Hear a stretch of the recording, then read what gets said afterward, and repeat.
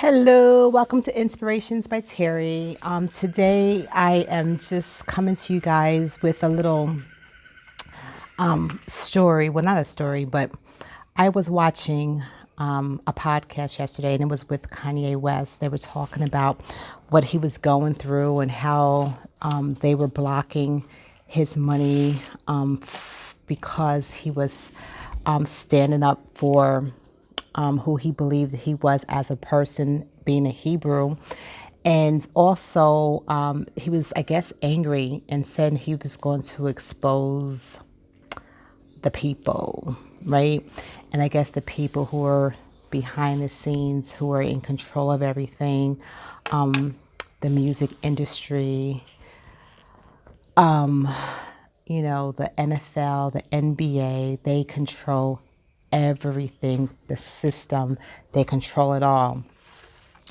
And, he was going on and on. And if you know Kanye West, you know that he is, that some people say he's crazy. Some people say he's just like so bright that I don't know what he is, but a lot of things he said were true. And for some reason, I felt a little sorry for him because he was saying that something happened and he was unable to see his children, that Kim was keeping him from seeing his children. And and I was listening to him, and how he can't get his money, telling people be careful because when you sign up for these industries, how they are just using the black man to gain wealth and to get riches and make themselves rich, which is true, and we know this, and how we sign up for some things that really doesn't benefit us at all. But I think the thing that's stuck out with me the most is, and the reason why I wanted to make this video is because he can't see his children, that they're, that he's being kept from seeing his children. And the scripture just kept coming back to me where, in Deuteronomy 7, 2 through 5, chapter 7, verses 2 through 5, where as Hebrews, which we are Hebrews, we were instructed not to intermarry with other nations. And the reason why, if you read that chapter, it tells us because for our sons not to marry their daughters, because their daughters will turn our sons from God. And I don't know, I believe that everyone knows that for the most part, here comes the bumblebee, for the most part, we were created we were created in the image of our Creator.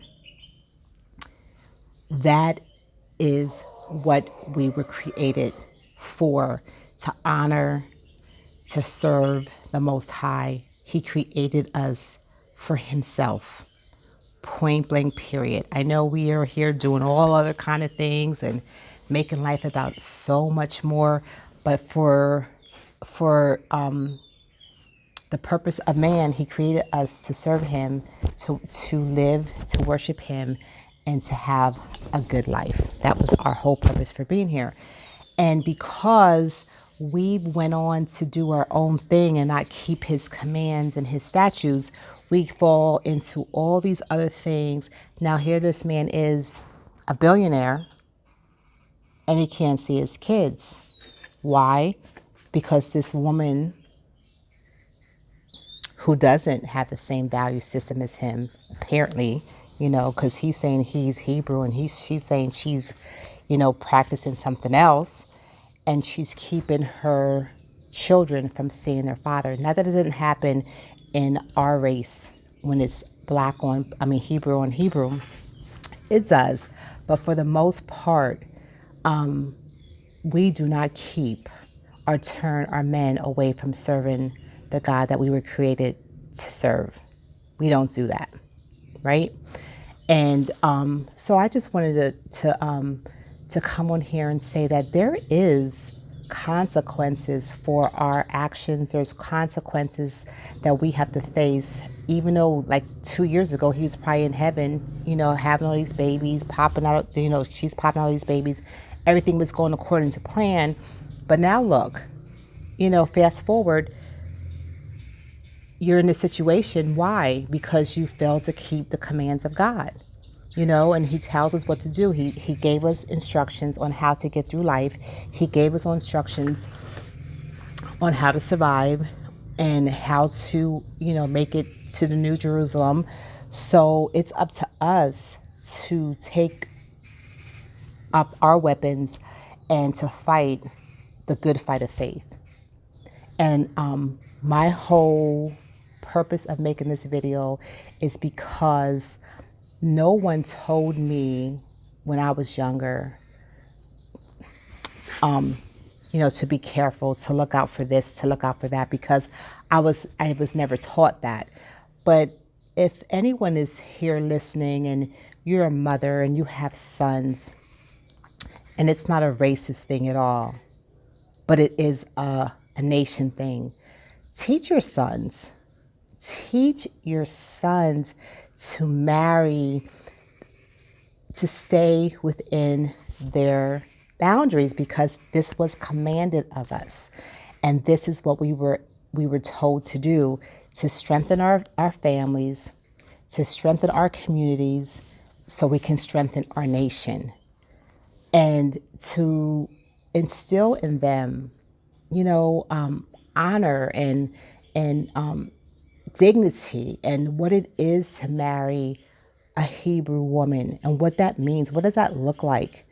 And today you can't even begin to know really what it looks like, because so many of us Hebrew women are trying to look like another nation. We don't even, we're not even proud of who we are as a people, because that was stripped from us. It was taken from us. It was stripped from us. We were told everything about us as a Hebrew woman was ugly. Our skin ugly, our hair ugly. Cover your hair, or we don't want your nappy hair or your kinky hair or your this or your that. It was always expressed that it was an ugly thing. But no, now, looking at myself now, I love my hair. I love the thickness, the kinkiness. It's beautiful. But nobody told me that my hair was beautiful. Nobody told me that, don't get relaxers. It's going to ruin your hair. Don't try to look this way, because you were created this way for a purpose. God created us. He said we were fearfully and wonderfully made. Everything he made was beautiful. He made us all uniquely beautiful for a reason, for a purpose, and I heard someone saying that in America, one black woman or one Hebrew, I'm trying to learn how not to say black, because black is not a race. Black is a color. One Hebrew woman, beauty, the money that she spends on beauty, everyone doesn't wear weaves and everyone doesn't, do that whole thing. But the one woman, the money that she spends on her beauty products per year is probably more than one African country's budget for the year. Now, I don't know if this is true. I was like, can't be.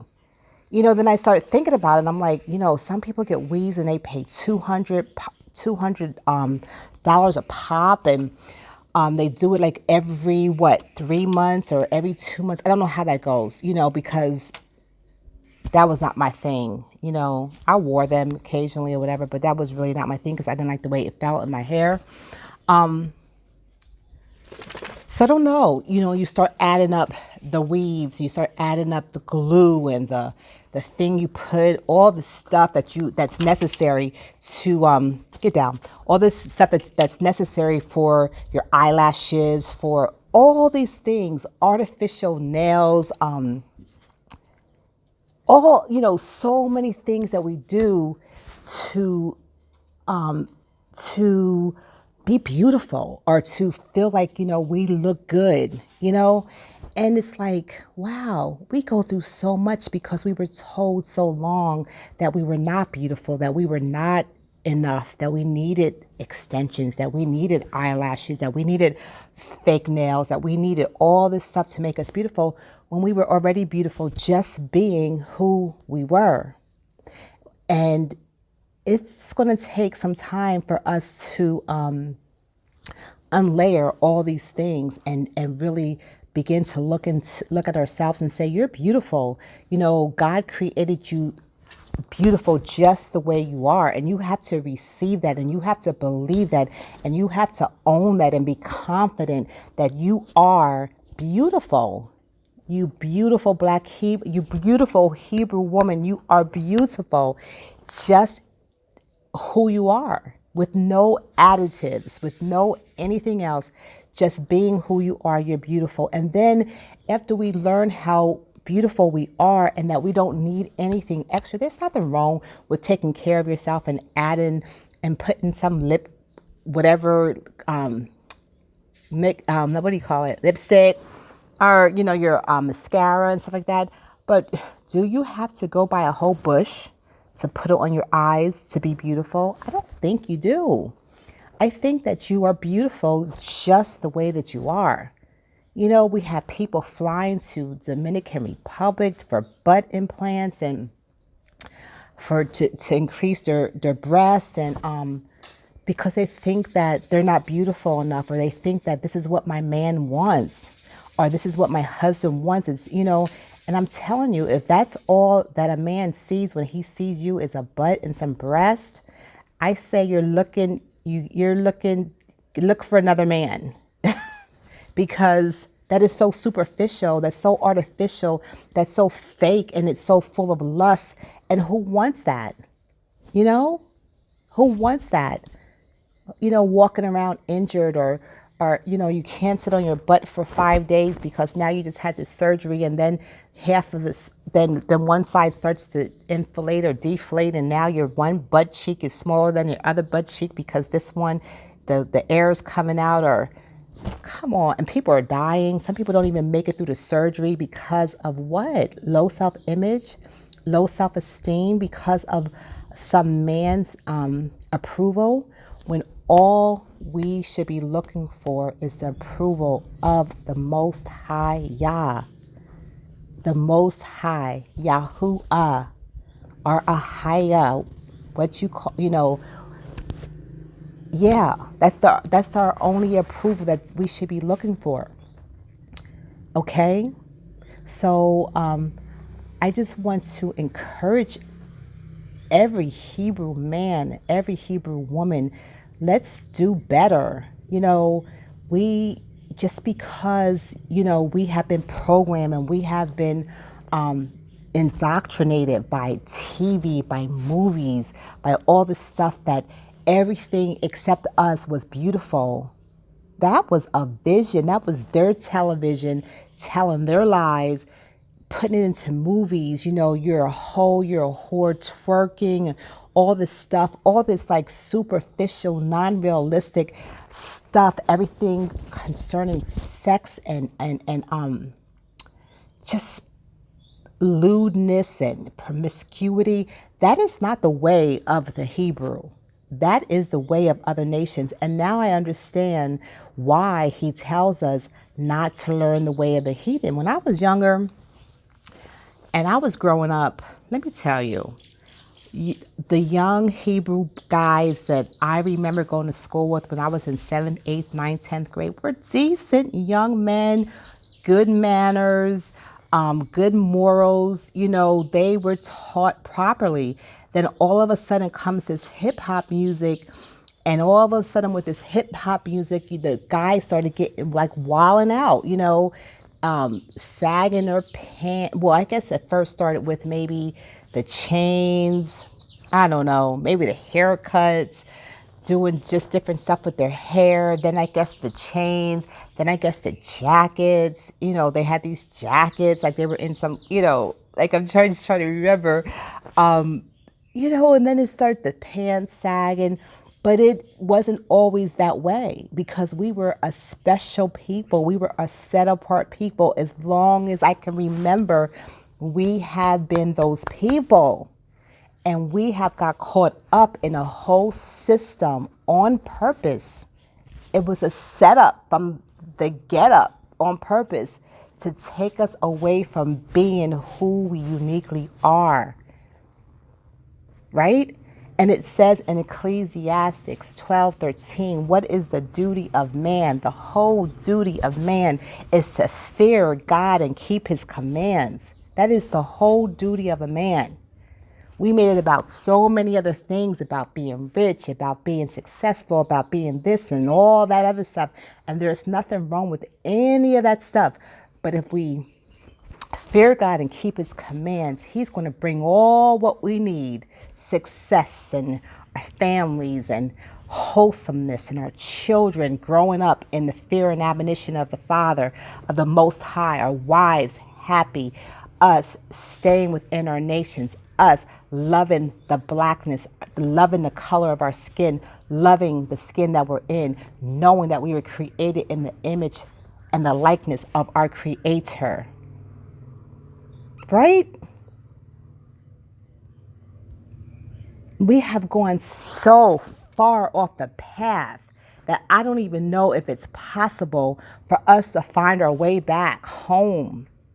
Come on, people. We got to find our way back. We have to find our way back to where it all began and let God unpeel all these things that we've been learning, indoctrinated through false education, false religion, false this and false that, and turn our hearts and our minds back to the Most High and allow him to put in us what he wants in us. And that's it. That's it. We don't need all this extra stuff. We don't need all that stuff. You could be happy with so much less. I'm living it now. I used to want so many things, and I used to want this and that, and even though I wanted so many things, a beautiful house, a beautiful car, blah blah blah blah. There's nothing wrong with that. And I was like minimalistic wanting, because I wasn't that average girl or average woman who wanted to go and get her hair, nails, and I'd never been that woman ever. But I always wanted a beautiful home and beautiful things, and not even costly, but I always wanted things to look nice. So I'm saying that even with the minimal that I would do, I'm learning that I don't even need all that. That life is simple. It's better when it's simple, when you just have to worry about life. It's just, life is beautiful. We make it so complicated. We make it so complicated. And if I want to pass on anything here to my fellow Hebrews, and if anyone else is watching from another nation, that's fine. I'm talking to my people right now that you love the skin that you're in, love who God created you to be, love you, love your Hebrew woman, love your Hebrew children. If you didn't have that growing up, right now, start today.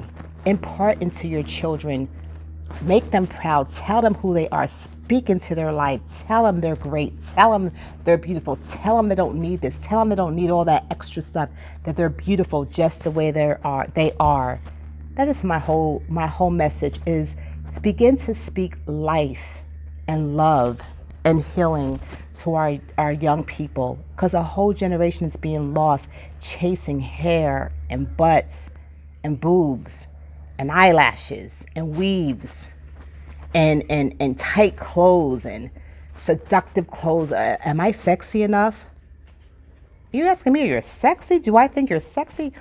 Girl, please go sit down somewhere.